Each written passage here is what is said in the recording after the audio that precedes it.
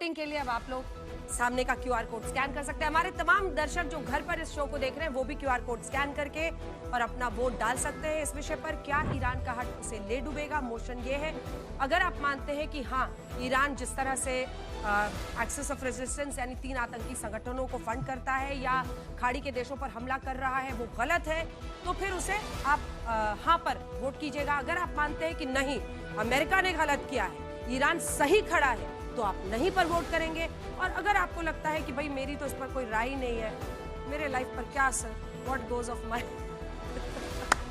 Country, तो फिर आप कह नहीं सकते पर वोट कर सकते हैं। और इस बीच जजेस से मैं कहूंगी कि आप लोग आपस में चर्चा कर लें कि आपकी नजर में कौन है जो इन 6 में से है। आपको पूरे 60 सेकंड मिलेंगे अपने वोट डालने के लिए। हाँ वाले 51% है, 30 के आसपास है, नहीं वाले कह नहीं सकते वाले 18% है।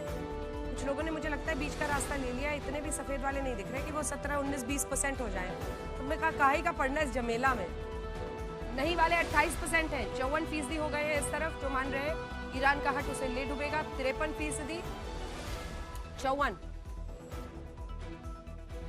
हालांकि इस बार जब गमछा बदला जा रहा था तो बराबरी का मामला चल रहा था, लेकिन वोटिंग के समय में मतलब ऐसे भी कुछ लोग हैं जिनके दिल में कुछ है और गमछे का रंग कुछ और है। मैं आप सबको शक की निगाह से देख रही हूँ, खास तौर से इधर वाले। तालियां भी मैंने देखी थी किसको। हाँ, ये 10 सेकंड बचा है, आखिरी का 10 सेकंड, जिसमें 55% कह रहे हैं हाँ, 29% कह रहे हैं नहीं और कह नहीं सकते वाले 16%। 3, 2, 1 और इसी के साथ टीम जनरल सेना जीत गई है भाई। बहुत बहुत मुबारक हो मोहम्मद फैज खान साहब, त्रिपाठी जी, आप तीनों को बहुत बहुत बधाई हो। जनता की अदालत में आप लोग जीत गए।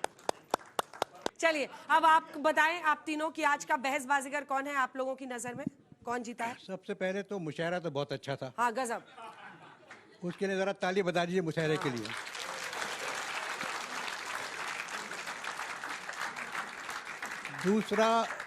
दूसरा आप लोग खुद सोचिए कि जो वोटिंग आई है उससे पता लग रहा है कि कौन जीत रहा है कौन हारा है।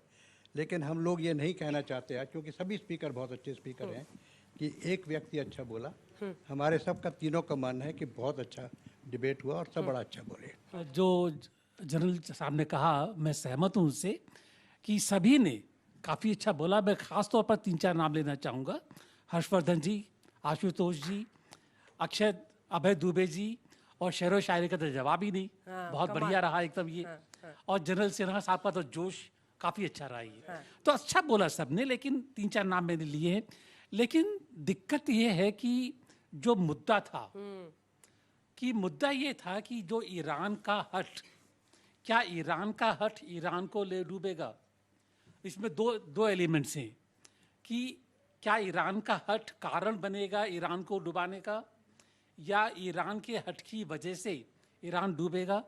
तो सभी जितने भी डिबेटर्स हैं उन्होंने इसको पार्टली एड्रेस किया, लेकिन क्लियर कट किसी का कोई व्यू इसमें सामने नहीं आया। जी मैं जानता हूं आप क्या कहेंगे, लेकिन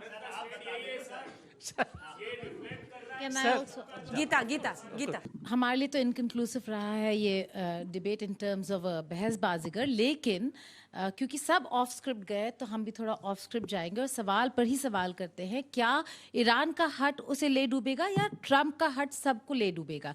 ये जिद ईरान की नहीं थी, ये जिद ट्रंप की है। ईरान का ये जिद नहीं है। मैं इसे जिद इसलिए नहीं कहूंगी क्योंकि ये डिग्निटी है। अगर आप किसी के देश में घुस के उनके लीडरशिप को निकाल रहे हो, I might not agree with the regime, लेकिन अगर आप उसके लीडरशिप को निकाल रहे हो तो ये सर्वाइवल की लड़ाई है, तो ये जिद नहीं है। I consider this dignity, a fight of dignity. लेकिन ज्यादातर लोगों ने यही इसलिए वोट किया क्योंकि आतंक के मुद्दे पर वो कमजोर दिखता है कि भाई आप आतंकी संगठन तीनों छोड़ते नहीं है अपने। आपने हिजबुल्लाह हुती को अभी भी पाला हुआ, हिजबुल्लाह की वाहवाही कर रहे हैं। और दूसरी तरफ आप लगातार खाड़ी के देशों पर हॉर्मुज को हथियार बना रहे। कौन आपका साथ देगा? यूके के साथ सारे देश बैठ के निंदा कर रहे हैं। गीता जी ने बिल्कुल सही कहा, लेकिन मैं उसको कहने में इसलिए हिचक रहा था क्योंकि आप एमईए में काम कर चुके हैं। नहीं कि मैंने सोचा कि ज्यूरी को अपना मत देने का अधिकार नहीं है। हाँ। लेकिन आपने बिल्कुल सही कहा। ठीक, अब अनाउंस कर दीजिए। ये क्या हो, ये कोई विनर नहीं है। नहीं, अब आप लोग हाथ पकड़िए एक दूसरे का, 6 विनर बन जाइए, 6 विनर बन जाइए। ताली बजा दीजिए सबके लिए। बहुत बहुत धन्यवाद आप सभी ने। तालियों के साथ आप सभी का बहुत बहुत धन्यवाद।